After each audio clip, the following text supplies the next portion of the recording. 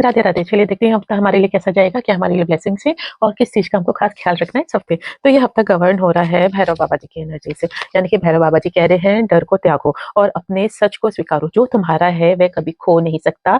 और इस हफ्ते बाबा कह रहे हैं, बाबा की शक्ति, बाबा का साहस आपको ना आगे बढ़ने में मदद करता हुआ दिखाई दे रहा है। यानी कि सत्य का पाठ आपको सिखाते हुए दिखाई दे रहे हैं भैरव बाबा इस वक्त। और कहीं ना कहीं बाबा का संदेशा आ रहा है कि अब समय है कि भीतर के डर को आप खत्म करके आत्मविश्वास के साथ खड़े हो और जो अभी तक आपने अचीव नहीं किया है उसको अचीव करना शुरू करो। करियर के क्षेत्र में या कह दें कि करियर की एनर्जीज जो आ रही है ना, इस हफ्ते आ रही है कि जैसे नई शुरुआत होगी या पुराने काम में सुधार होता हुआ दिखाई दे रहा है। कुछ लोगों को अपने बॉस या सीनियर से सडन एक सराहना मिलती हुई दिखाई दे रही, वो आपको एकदम अप्रिशिएट करेंगे। और यहीं पे भैरव बाबा का भी आशीर्वाद दिखाई दे रहा है कि जो कर्म करेगा वही फल पाएगा।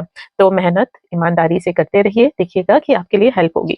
फाइनेंस में ये हफ्ता थोड़ा सा पैसों को लेके ना उतार चढ़ाव रह सकता है, पर घबराने की जरूरत नहीं है। जो पैसा रुका था वह धीरे धीरे वापस तो आना शुरू होगा, पर खर्च करने से पहले आपको सोचना ज़रूर है। लेकिन डर से निर्णय नहीं लेना, सोच समझ के विवेक से निर्णय लेना तो आपके लिए ईज़ी हो जाएगा। लव एंड रिलेशनशिप के मामले में दिल से जुड़ी बातों को ना खुलकर कहने का समय दिखाई दे रहा है। यानी कि जो भी बीच में अभी तक मिसअंडरस्टैंडिंग थी, अब सुलह के संकेत आते हुए दिखाई दे रहे हैं। तो यहाँ पे कह सकते हैं ना कि सच्चा प्रेम डर से नहीं दबता है या डर से नहीं वो चेंज होता है। ईमानदारी से भाव व्यक्त करो तो वो आपके लिए ना हेल्पफुल भी रहेगा, बेनिफिशियल भी रहेगा।